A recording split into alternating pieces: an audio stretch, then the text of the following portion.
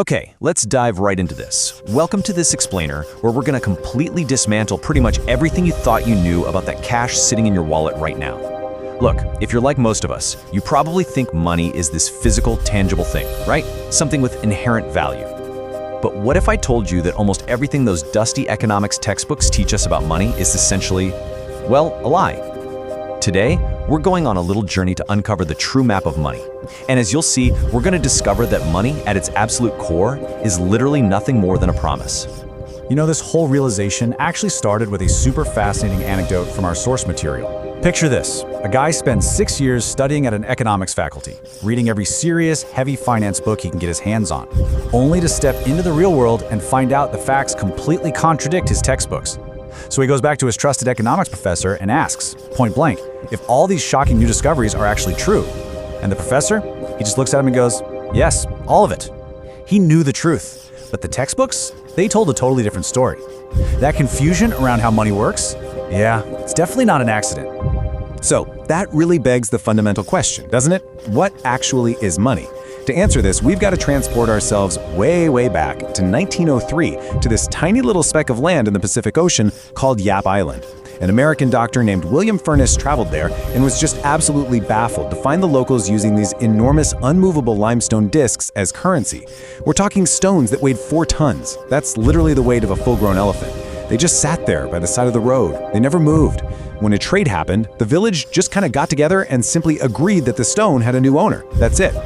But here is the absolute mind-blowing part that really hammers home our focus for today. Years prior to the doctor arriving, a family was actually transporting one of these massive stones across the water, and a storm hit and it sank straight to the bottom of the ocean. Nobody could see it, nobody could touch it, but guess what? It still functioned perfectly as money.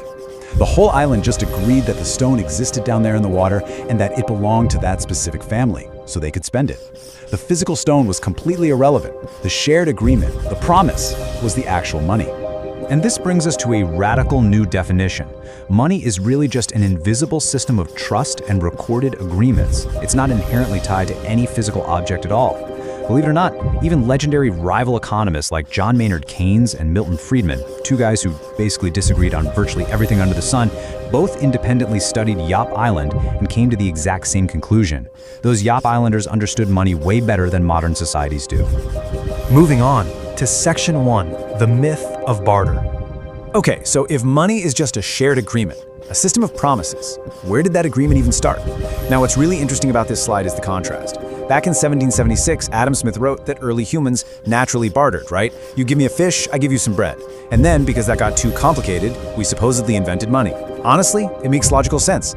But Cambridge anthropologist Caroline Humphreys spent her entire career digging for evidence of this. Her conclusion? No barter economy has ever existed anywhere on Earth. No way. In reality, barter only happens as a desperate emergency backup when a money system totally collapses. Think Russia in the 1990s or Argentina in 2002. Barter didn't come before money, it actually came after. So, if barter wasn't first, what the heck was? Let's walk through this timeline together. The oldest writing humans have ever discovered isn't some beautiful poetry or ancient law. It's literally a debt record from over 5,000 years ago in Mesopotamia. People were simply scratching what they owed each other onto clay tablets. Just promises. The very first coins didn't even show up until 2,700 years later in Lydia. So for thousands of years, humans were building massive cities and running entire empires on nothing but recorded promises.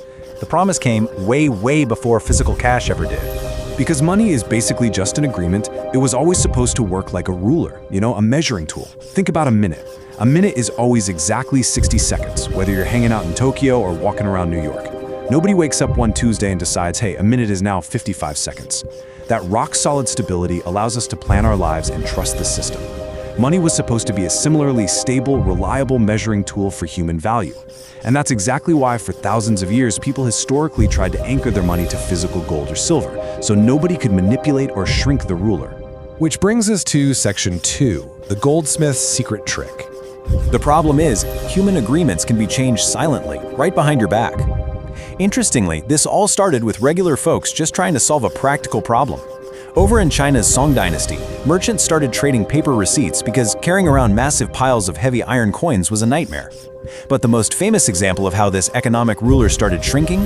That happened in 17th century London. People would store their gold in goldsmiths' vaults to keep it safe, and they'd get a little paper receipt in return. Pretty soon, people realized it was way easier to just trade the paper receipts. But one night, a clever goldsmith realized something. 90% of the actual gold was just sitting in his vault, totally untouched. So the goldsmith secretly started printing extra, fake receipts for gold that didn't even exist, and lent them out to collect the interest. You thought your gold was perfectly safe, while this guy was literally printing promises from thin air and pocketing the profit. Now, when a scam like this gets exposed, you'd think there'd be massive outrage and reform, right? Nope. Actually, the government wanted in on the action. In 1694, King William III was completely desperate to fund his wars, so he just copied the goldsmith's trick. He created the Bank of England, giving them an official royal license to issue paper money that wasn't backed by gold in a vault, but solely by the king's promise to repay. The fraud didn't get shut down, it literally got a crown placed right on top of it. And eventually, almost every country on Earth copied this exact central banking model. And that leads us to Section 3, money created from nothing. Jumping ahead to 1944, as the world was rebuilding from war, there was a real attempt to return to honest money. The Western world decided to tie all their currencies to the US dollar, and then tie the dollar to gold at a strict fixed rate of $35 an ounce. The ruler was supposed to be fixed again. But underneath it all, America was quietly printing extra dollars to fund wars and huge domestic programs. The paper dollars were piling up, but the physical gold wasn't. Other countries started noticing this and said, "Hey, we want our actual gold back, please." The vaults started emptying fast.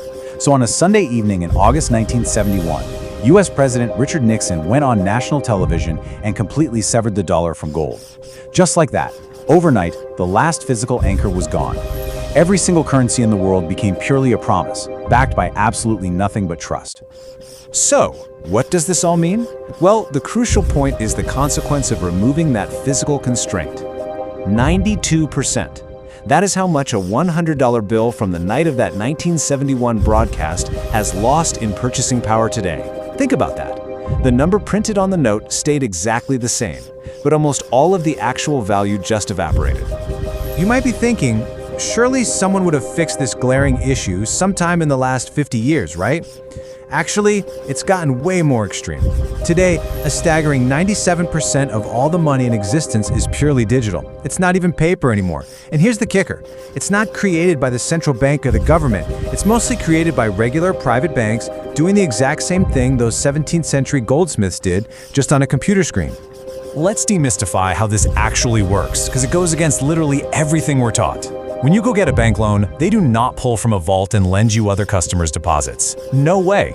Step 1, you sign a $10,000 loan contract. Step 2, the bank records your promise to repay them as an asset on their books. Step 3, they simply type $10,000 into your account. Boom. In that exact moment, your signature, your promise to pay them back, literally types brand new digital money into existence from absolutely nowhere. Let's look at the fallout in Section 4, the shrinking ruler of value. This whole setup builds into a massive, inescapable mathematical trap.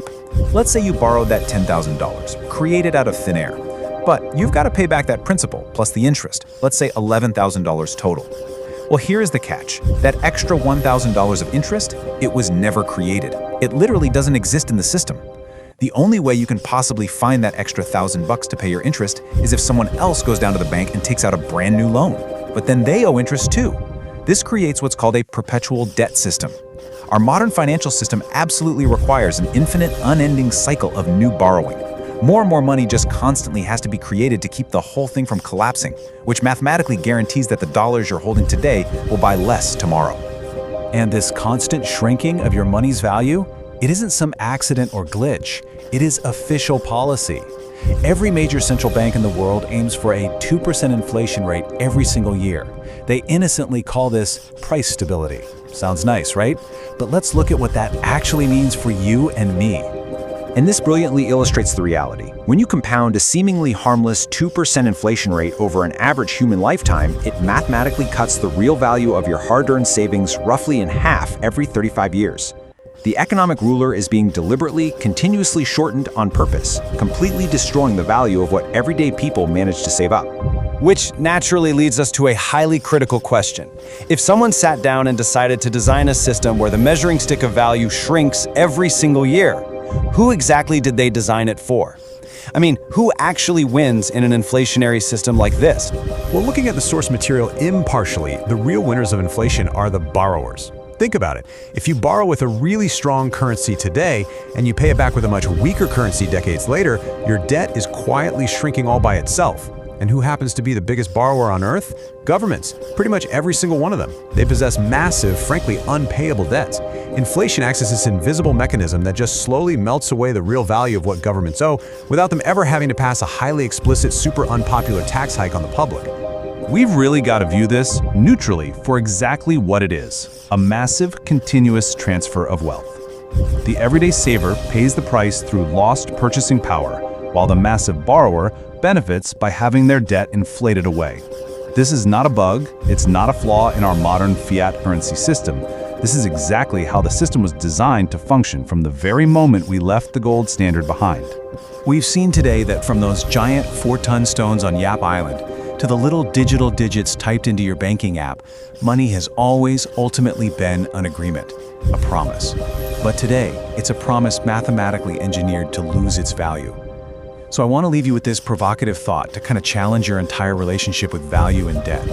If your money is essentially just a promise, and that promise is deliberately designed to shrink over time, what are you actually saving? Really think about that. Thank you so much for joining me on this explainer, and remember to always keep questioning the map of reality.